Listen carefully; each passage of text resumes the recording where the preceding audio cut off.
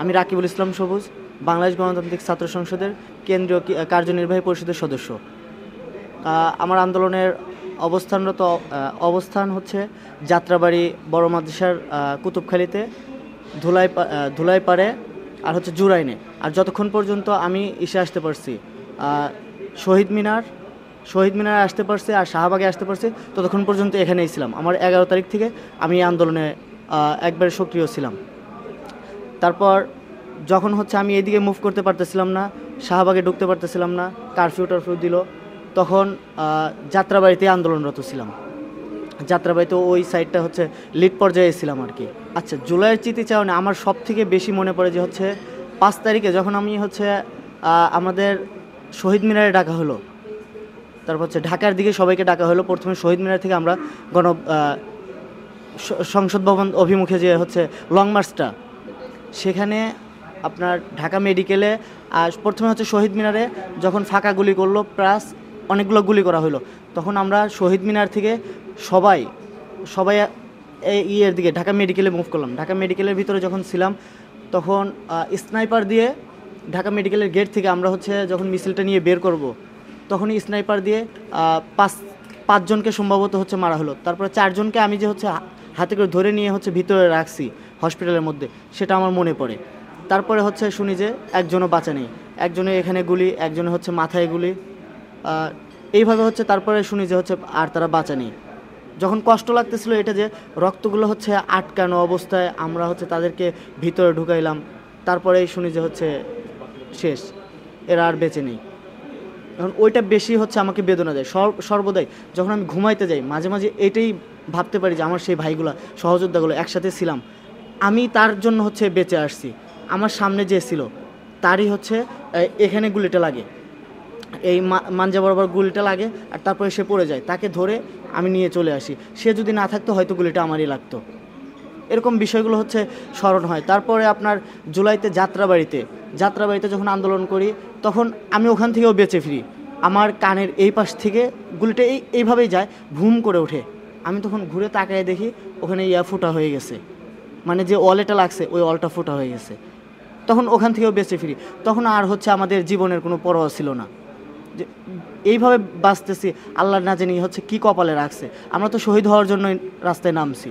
তারপর হচ্ছে আমাদের পিছনে আরও যারা হচ্ছে ভাই ব্রাদাররা ছিল, সবাইকে নিয়ে আমরা হচ্ছে যাত্রাবাড়ির ওই অঞ্চলটাতে ছিলাম। প্লাস শাহবাগে এখানে হচ্ছে আমরা আসলে পরে 5-7 জন একসাথে আসতাম, কমপক্ষে 2 জন যেন একসাথে থাকি, এটা আমাদের ভিতরে একটা ছিল।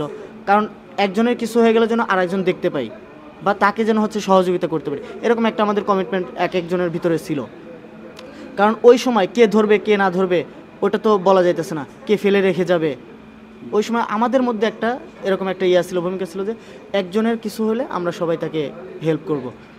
আর যাত্রাবাড়িতে আমার মনে পড়ে টিয়ার সেল যেগুলো দিছে, আপনার যাত্রাবাড়ির মাদ্রাসার ওই সামনের দিছে, ওই টিয়ার সেলগুলো মারছে যখন, তখন আমি এটা ধরে ওই গ্যাস জাতীয় যেটা, ওইটা ধরে আমি হচ্ছে ওখানে ছোট্ট একটা আছে, আপনার খাল আছে, ওই খালে আমি আবার ওটা নিক্ষেপ করতাম, যাতে ওই ধোঁয়াটা যেন ছড়ায় না যায়। এটা দেখে আমার প্রতি আরও হচ্ছে ওরা উদ্বুদ্ধ বেশি হইতো। মানে আমার যাত্রাবাড়ির ওই সাইডে যারা ছিল দোকানদাররা সহ আমার পিছনে হচ্ছে চলে আসছিল, এমন একটা অবস্থান। মানে আমি তো হচ্ছে ওইটা ধরে যাতে হচ্ছে ওইটা আপনার ধোঁয়াটা ছড়ায় না যায়, এটার জন্য ওইটা আমি হচ্ছে খালে নিক্ষেপ করতাম। এটা ছিল অনেক স্মৃতিবিদারক বিষয়গুলো ছিল। তারপর হচ্ছে আহত যে হচ্ছে গুলি খাইছে, ওর জন্য যতটুকু করতে পারছি, আপনার হচ্ছে ফার্মেসিতে গিয়ে কথাটা বলে, বা হচ্ছে নিজের পকেটে যা আছে তাই দিয়ে অন্যজনের কাছ থেকে কিছু ক্রাউড ফান্ডিং করে আমরা হচ্ছে ওখানে দিছি। এই 1 বছর হলো, 1 বছর শেষ হয়ে গেল, আমরা তো হচ্ছে যার কারণে আন্দোলন করছি, যে ফ্যাসিবাদ মুক্ত করতে চাইছি, মুক্ত তো ফ্যাসিবাদ হয়েছে কি না এটা তো এখন সবার কাছে দৃশ্যমান। প্লাস আমরা হচ্ছে সংস্কার, এই আন্দোলনে আহত, তারপর হচ্ছে শহীদ ভাইদের জন্য আমরা কি করতে পারছি সেটাও প্রশ্ন রয়ে গেল। তারপর হচ্ছে আবার আমরা যে সংস্কারগুলো চাইতেছি, যে কারণে ফ্যাসিবাদ আর যেন হচ্ছে এভাবে না দাঁড়াইতে পারে, সেটার জন্য আমাদের সরকার কিন্তু সে দৃশ্যমান কিছু করে নাই। ইন্টারিম বর্তমানে হচ্ছে আপনার প্রত্যেকটা আওয়ামী লীগের যারা হচ্ছে ফ্যাসিস্ট আওয়ামী লীগ ছিল, প্লাস হচ্ছে এই খুনের সাথে যারা জড়িত ছিল, তাদেরকে এখনও ধরা হয় নাই। পরিপূর্ণ ধরা হয় নাই। এখনও দেখা যাইতেছে তারা এখানে মিছিল করে, ওখানে মিছিল করে, প্লাস তারা হচ্ছে বাংলাদেশ থেকে বাহিরে চলে যাইতেছে। তাদের মামলা থাকা অবস্থায় তারা বাহিরে যাইতেছে। এখানে থেকে হচ্ছে আমরা কিভাবে হচ্ছে তাহলে হচ্ছে এই ইন্টারিমের প্রতি হচ্ছে বিশ্বাস রাখবো বা আস্থা রাখবো? আমরা তো যেটা চাইতেছি সেটা তো পাইতেছি না। আমাদেরকে আবার কি নামতে হবে সেই আন্দোলনে? আমাদেরকে কি আবার সেই জুলাই চলে আসছে, সেই জুলাইকে আবার হচ্ছে ধারণ করে আবার সেই মাঠে নামতে হবে? এটা তো আমরা চাই না। আর ছাত্র জনতা কতবার মাঠে নামবে? এটার জন্য আমরা চাই সংস্কার।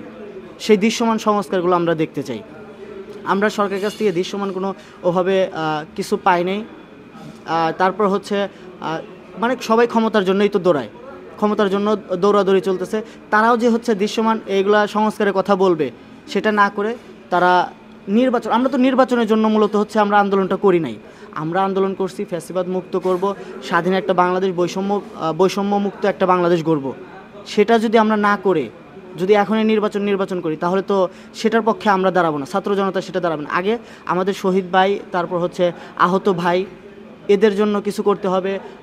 যারা হচ্ছে ফ্যাসিস্ট কিভাবে হয় সেটার সংস্কার করতে হবে। এইগুলো আমাদের হচ্ছে বড় চাওয়া। এই ফ্যাসিস্ট যেন আর দ্বিতীয়বার না দাঁড়াইতে পারে বা দ্বিতীয়বার না আসতে পারে বাংলাদেশের জমিনে।